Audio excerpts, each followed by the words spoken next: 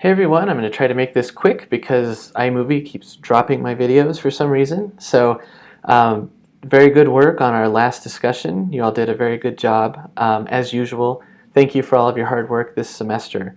If you have any questions, I didn't provide as much feedback as I often do, so please let me know. Looking ahead, the Storify final project is on the horizon. So if you have any questions about that, please let me know as soon as you can.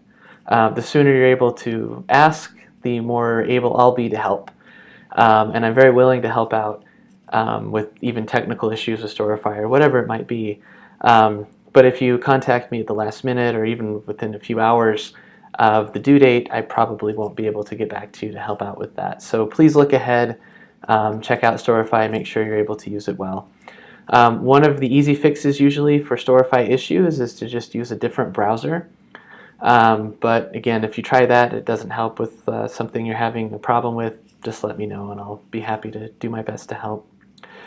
As far as bringing in the academic sources from SunCat OneSearch or UNM databases, if you are a UNM student, the little trick that I gave you in the instructions of deleting part of the URL, it doesn't always work. Sometimes it does, sometimes it doesn't. If you find that it's not working for you, go back to SunCat OneSearch or whichever database you used, find your source again, and then find the permalink for that. That should be an option just when you click on the source title. And then try the permalink. Sometimes that works, sometimes it doesn't. If that doesn't work, then you can tweet the permalink and then add the tweet to Storify. It's not a very elegant workaround, but it will get the job done for our purposes here. And that's the best solution that I've found so far. So again, thank you for a great semester. I would appreciate any feedback you could give about the mile. I found some sloppy writing and things like that that I'd like to fix going forward, and I would appreciate hearing your thoughts for what could be improved for the next time around, especially because it's a text that's in a very, or at least a relatively easy format for updating. There's that. I was going to make a few comments about the discussion. A couple things to think about. If I get cut off, I apologize. It's iMovie and I'm just going to go with it this time. So we talked about citizenship a bit. Something I wanted to bring up just to get you to think about is the issue of what citizenship entails. In our modern world comprised of nation states, citizenship provides us with access to rights, even human rights. Without citizenship, those rights may not be honored or are not honored. And so that's why language matters when we talk about immigration, when we talk about refugees, for example. The slogan that no human being is illegal is important because it helps us think about, here we're talking about humans, we're talking about people who are trying to do their best for their families in very difficult, even dangerous and violent situations. And they may have committed an act that is illegal by the law code, but they themselves are not illegal. And sometimes they get dehumanized in our discussions that we have in our public debates as a society. So hopefully we can fix that. Hopefully we can remember that these are humans and that what we've studied about migration, about cultural intermixing in this course can help us keep that in mind. Something else that a few of us talked about was the notion of the melting pot, which appeared in one of the later chapters here. That's really, melting pot idea really refers to the process of assimilation, like that was included in the Native American boarding schools of the late 19th, early 20th centuries. A lot of scholars don't like that metaphor anymore because we've recognized that we have a pluralistic society, meaning that people can come and they can be Americans without having to assimilate into a different religious viewpoint or a different even cultural viewpoint, that we all bring different things to the table. I really liked Alicia Sandoval's comment that maybe a cultural paella is a better metaphor to use. I've heard the metaphor of a tossed salad or a stew, but I think cultural paella really conveys that notion of different people with different backgrounds, even different ways of looking at the world, can come together. All of them can be counted as Americans.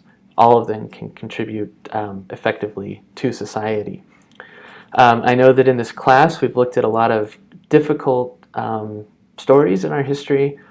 There's been violence, there have been conflicts, there's been sadness, and I hope that by studying all of those things, we can appreciate the resilience of the various peoples in our local society, especially Native Americans and the Nuevo Mexicanos, and that we can learn from past mistakes and have a more inclusive future going forward, that we can work together to solve the problems that still confront our state, which at times they appear to be very daunting, rooted historically. Something that someone commented on is the notion of whether or not we are responsible for what our ancestors did. And I think that's an important thing to consider when we're confronting modern day racism, modern day discrimination. There's always the throwback to the conquest, to slavery, to those things. And it's easy for us, me included, as a white American, to say, well, that was something my ancestors did, it's not me. And that is very true.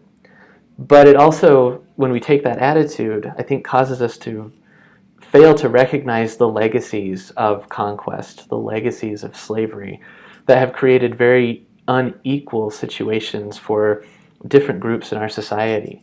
As we pointed out in the mile, it's kind of weird that the term minority is applied to a group of people that actually comprises the majority of New Mexico's population, and that really speaks to those legacies of colonialism that we don't often see, we don't often recognize.